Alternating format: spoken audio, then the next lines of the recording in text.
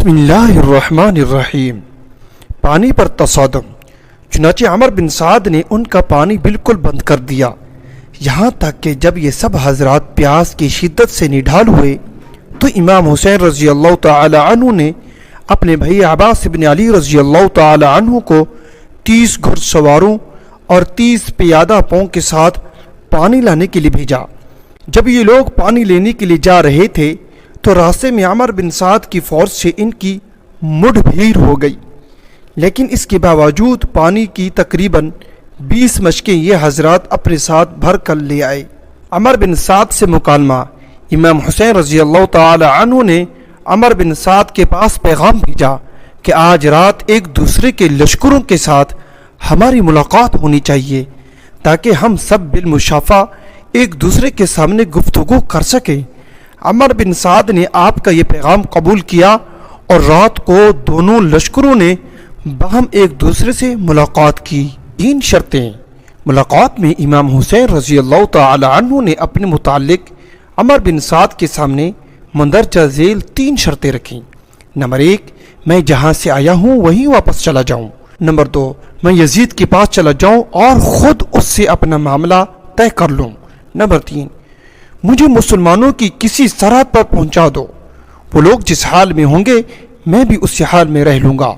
عمر بن سعد نے امام حسین رضی اللہ تعالی عنہ کی یہ تینوں باتیں سن کر ابن زیاد کی طرف دوبارہ ایک خط روانہ کیا جس میں لکھا تھا کہ اللہ تعالیٰ نے جنگ کی آگ بجھا دی ہے اور مسلمانوں کا کلمہ متفق کر دیا۔ مجھ سے امام حسین رضی اللہ تعالی عنہ نے ان مذکورہ 3 باتوں کا اختیار مانگا ہے جن سے آپ کا مقصد پورا ہو جاتا ہے اور امت کی اسی میں صلاح و فلاح ہے۔ ابن زیاد نے جب یہ خط پڑھا تو وہ کافی متاثر ہوا اور کہا کہ یہ خط ایک ایسے شخص کا ہے جو امیر کی اطاعت بھی چاہتا ہے اور اپنی قوم کی عافیت کا بھی خواہشمند ہے، اس لیے ہم نے اس خط کو قبول کر لیا ہے۔ شمر کی مخالفت۔ لیکن شمر بن دلجوشن جو ابن زیاد کے پاس ہی ایک طرف بیٹھا ہوا تھا کہنے لگا کہ کیا آپ امام حسین رضی اللہ تعالی عنہ کو مہلت دینا چاہتے ہیں تاکہ وہ قوت حاصل کر کے دوبارہ تمہارے مقابلہ کے لیے نکل کھڑے ہوں؟ یاد رکھو، اگر آج وہ تمہارے ہاتھ سے نکل گئے تو پھر کبھی تم ان پر قابو نہ پا سکو گے۔ مجھے اس خط میں عمر بن سعد کی سازش معلوم ہوتی ہے کیونکہ میں نے سنا ہے کہ وہ راتوں کو آپس میں باتیں کیا کرتے ہیں۔ ابن زیاد کا جواب۔ ابن زیاد نے شمر کی رائے کو قبول کرتے ہوئے عمر بن سعد کی طرف اسی مضمون کا ایک خط لکھا اور اسے شمر کے ہاتھ روانہ کیا اور اسے ہدایت کی کہ اگر عمر بن سعد میرے اس حکم کی فوراً تعمیل نہ کرے تو تم اسے قتل کر دینا اور اس کی جگہ لشکر کا امیر تم خود بن جانا۔ عمر نے دور سے ہی شمر کو پال لیا۔ شمر بن دلجوشن جب ابن زیاد کا خط لے کر عمر بن سعد کے پاس پہنچا تو وہ سمجھ گئے کہ شمر کے مشورے سے ہی یہ صورت عمل وجود میں آئی ہے اور میرا مشورہ رد کر دیا گیا ہے۔ اس لیے عمر نے شمر سے کہا کہ تو نے بڑا ظلم کیا ہے، مسلمانوں کا کلمہ متفق ہو رہا تھا اور تو نے اس کو ختم کر کے قتل و قتال کا بازار گرم کر دیا ہے۔ بالآخر امام حسین رضی اللہ تعالی عنہ کو یہ پیغام پہنچایا گیا تو آپ نے اس کے قبول کرنے سے صاف انکار کر دیا اور فرمایا کہ اس ذلت سے تو موت ہی بہتر ہے۔ خواب میں حضرت صلی اللہ علیہ وسلم کی زیارت۔ شمر بن دلجوشن محرم کی 9ویں تاریخ کو اس محاذ پر پہنچا تھا۔ امام حسین رضی اللہ تعالی عنہ اس وقت اپنے خیمے کے سامنے بیٹھے ہوئے تھے کہ اسی حالت میں آپ پر کچھ غنودگی سی طاری ہو گئی اور آنکھ لگ گئی، لیکن پھر اچانک ہی ایک آواز کے ساتھ آپ بیدار ہو گئے۔ آپ کی ہمشیرہ زینب رضی اللہ تعالی عنہ نے جب یہ آواز سنی تو دوڑتی ہوئی آئیں اور پوچھا کہ یہ آواز کیسی تھی۔ آپ نے فرمایا کہ ابھی خواب میں مجھے رسول اللہ صلی اللہ علیہ وسلم کی زیارت ہوئی ہے۔ آپ صلی اللہ علیہ وسلم فرما رہی ہیں کہ اب تم ہمارے پاس آنے والے ہو۔ حضرت زینب رضی اللہ تعالی عنہ یہ سن کر رو پڑیں، لیکن امام حسین رضی اللہ تعالی عنہ نے انہیں چپ کرایا اور تسلی دی۔ اتنے میں شمر کا لشکر سامنے آ گیا۔ آپ کے بھائی حضرت عباس رضی اللہ تعالی عنہ آگے کی جانب بڑھے اور اپنے مد مقابل حریف سے گفتگو شروع کی، لیکن اس نے بلا مہلت قتال کا اعلان کر دیا۔ حضرت عباس رضی اللہ تعالی عنہ نے جب جنگ کا اعلان سنا تو انہوں نے جا کر امام حسین رضی اللہ تعالی عنہ کو اس کی اطلاع دے دی۔ امام حسین رضی اللہ تعالی عنہ نے فرمایا، ان سے کہو کہ آج کی رات قتال ملتوی کر دو، تاکہ آج کی رات میں وصیت، نماز، دعا اور استغفار میں گزار لوں۔ حضرت عباس رضی اللہ تعالی عنہ نے امام حسین رضی اللہ تعالی عنہ کا پیغام جا کر شمر تک پہنچا دیا۔ شمر دل جوشن اور عمر بن سعد نے لوگوں سے مشورہ کیا اور آپ رضی اللہ تعالی عنہ کو اس رات عبادت کرنے کی مہلت دے دی اور واپس چل دیے۔ عاشورہ کی رات اہل بیت کے سامنے تقریر۔ امام حسین رضی اللہ تعالی عنہ نے رات کو اپنے اہل بیت اور اصحاب کو جمع کر کے ایک خطبہ دیا، جس کا لب لباب یہ تھا: میں اللہ تعالیٰ کا شکر ادا کرتا ہوں، راحت میں بھی اور مصیبت میں بھی۔ اے اللہ، میں تیرا شکر ادا کرتا ہوں کہ تو نے ہمیں شرافت نبوت سے نوازا، ہمیں کان اور آنکھیں اور دل دیے جن سے ہم آپ کی آیات سمجھیں، اور ہمیں آپ نے قرآن پاک سکھلایا اور دین کی سمجھ عطا فرمائی۔ ہمیں آپ اپنے شکر گزار بندوں میں داخل فرما لیجئے۔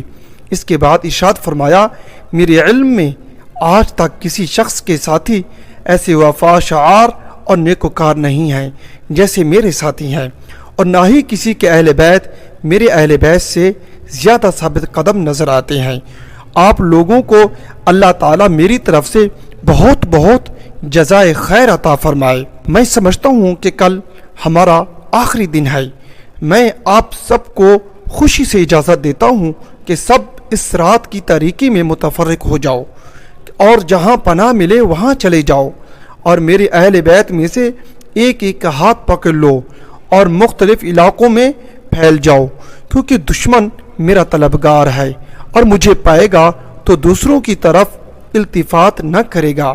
یہ تقریر سن کر آپ کے بھائی، آپ کی اولاد، آپ کے بھتیجے اور حضرت عبداللہ بن جعفر رضی اللہ تعالی عنہ کے صاحبزادے یک زبان ہو کر بولے، واللہ ہم ہرگز ایسا نہیں کریں گے۔ اس کے بعد امام حسین رضی اللہ تعالی عنہ نے رؤسائے کوفہ کے نام لے کر پکارا، اے شیس بن ربی، اے حجاز بن ابحر، اے قیس بن اشعث، اے زید بن حارث، کیا تم لوگوں نے کوفہ بلانے کے لیے مجھے خطوط نہیں لکھے تھے؟ لیکن یہ سب لوگ مکر گئے۔ امام حسین رضی اللہ تعالی عنہ نے فرمایا کہ میرے پاس تمہارے تمام خطوط موجود ہیں۔ اس کے بعد فرمایا، اے لوگو، اگر تم میرا آنا پسند نہیں کرتے تو مجھے چھوڑ دو، تاکہ میں کسی ایسی زمین میں چلا جاؤں جہاں مجھے امن ملے۔ قیس بن اشعث نے کہا کہ آپ اپنے چچا زاد بھائی ابن زیاد کے حکم پر کیوں نہیں اتر آتے؟ وہ پھر آپ کا بھائی ہے، آپ کے ساتھ برا سلوک نہیں کرے گا۔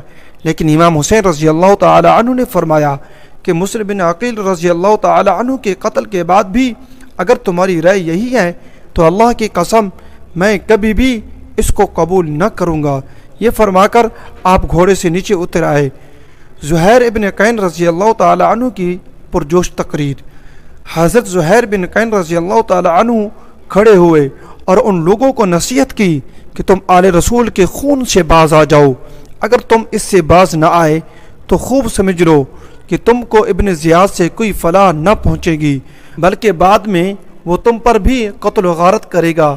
ان لوگوں نے زہیر بن قین رضی اللہ تعالی عنہ کو خوب برا بھلا کہا اور ابن زیاد کی خوب تعریف کی اور کہا کہ ہم تم سب کو قتل کر کے ابن زیاد کے پاس بھیجیں گے۔ لڑائی کا آغاز۔ جب گفتگو طویل ہونے لگی تو شمر دل جوشن نے اپنا پہلا تیر ان پر چلا دیا۔ اس کے بعد ہر بن یزید جو توبہ طیب ہو کر امام حسین رضی اللہ تعالی عنہ کے لشکر میں شامل ہو گئے تھے آگے بڑھے اور لوگوں کو مخاطب کر کے کہا، اے اہل کوفہ، تم ہلاک و برباد ہو جاؤ۔ کیا تم نے ان کو اس لیے بلایا تھا کہ جب یہ آ جائیں تو تم ان کو قتل کر دو؟ تم نے تو کہا تھا کہ ہم اپنا تن من دھن سبھی کچھ ان پر قربان کر دیں گے، اور اب تم ہی ان کے قتل کے درپے ہو گئے ہو۔ ان کو تم نے قیدیوں کی مثل بنا رکھا ہے اور دریائے فرات کا جاری پانی ان پر بند کر دیا ہے، جسے یہودی، نصرانی اور مجوسی سبھی پیتے ہیں اور علاقے کے خنزیر اس میں لوٹتے ہیں۔ امام حسین رضی اللہ تعالی عنہ اور ان کے اہل بیت پیاس سے مرے جا رہی ہیں۔ اگر تم نے اپنی اس حرکت سے توبہ نہ کی اور تم اس سے باز نہ آئے تو یاد رکھنا کل قیامت کے دن میدان حشر میں اللہ تعالیٰ تمہارا پانی بند کر دے گا۔ لشکر حسین رضی اللہ تعالی عنہ کی شجاعت و بہادری۔ اب ہر بن یزید پر بھی تیر پھینکے گئے، وہ واپس آ گئے اور امام حسین رضی اللہ تعالی عنہ کے آگے کھڑے ہو گئے۔ اس کے بعد تیر اندازی کا سلسلہ شروع ہو گیا۔ پھر گھمسان کی جنگ ہوئی، فریق مخالف کے بھی کافی آدمی مارے گئے۔ امام حسین رضی اللہ تعالی عنہ کے بعض رفقا بھی شہید ہوئے۔ ہر بن یزید نے امام حسین رضی اللہ تعالی عنہ کے ساتھ ہو کر شدید قتال کیا اور بہت سے دشمنوں کو قتل کیا۔ اس کے بعد شمر نے چاروں طرف سے امام حسین رضی اللہ تعالی عنہ اور ان کے رفقا پر حملہ بول دیا، جس کا امام حسین رضی اللہ تعالی عنہ اور ان کے رفقا نے بڑی بہادری کے ساتھ مقابلہ کیا۔ وہ کوفہ کے لشکر پر جس طرف سے حملہ کرتے میدان صاف ہو جاتا۔ ادھر دوسری طرف عمر بن سعد نے جو کمک اور تازہ دم 500 گھڑ سوار بھیجے وہ مقابلہ پر آ کر ڈٹ گئے، لیکن امام حسین رضی اللہ تعالی عنہ کے رفقا نے ان کا بھی نہایت جرت اور بہادری کے ساتھ مقابلہ کیا اور گھوڑے چھوڑ کر میدان میں پیادہ پا آ گئے۔ اس وقت بھی ہر بن یزید نے دشمنوں سے سخت قتال کیا، لیکن اب دشمنوں نے خیموں میں آگ لگانا شروع کر دی۔ گھمسان کی جنگ میں نماز ظہر کی ادائیگی۔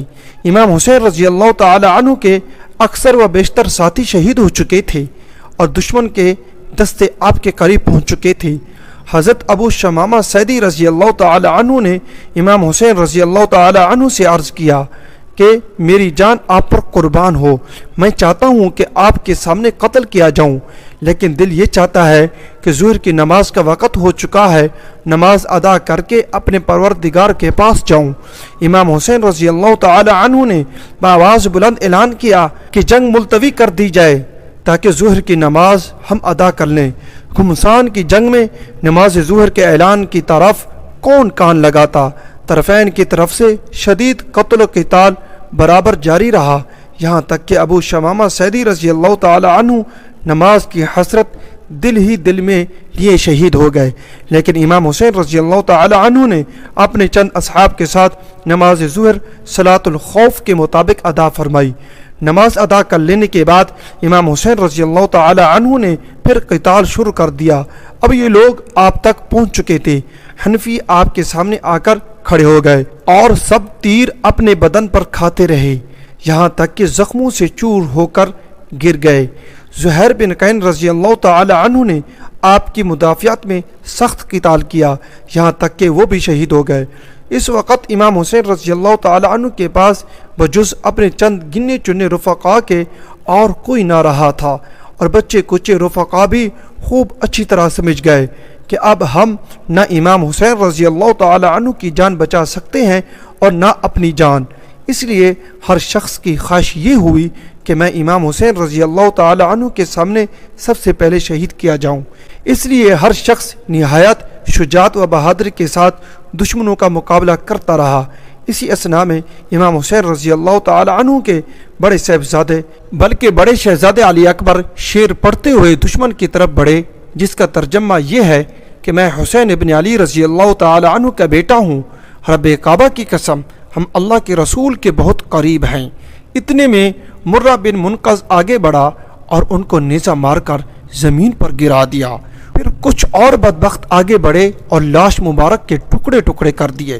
امام حسین رضی اللہ تعالی عنہ لاش کے قریب تشریف لے اور فرمایا، اللہ تعالیٰ اس قوم کو برباد کرے جس نے تجھ کو قتال کیا۔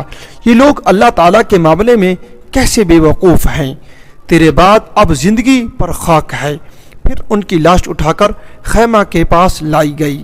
عمر بن سعد نے حضرت حسن رضی اللہ تعالیٰ عنہ کے بیٹے قاسم بن حسن رضی اللہ تعالیٰ عنہ کے سر پر تلوار ماری، جس سے وہ زمین پر گر پڑے اور ان کے منہ سے نکلا، ہے میرے چاچا۔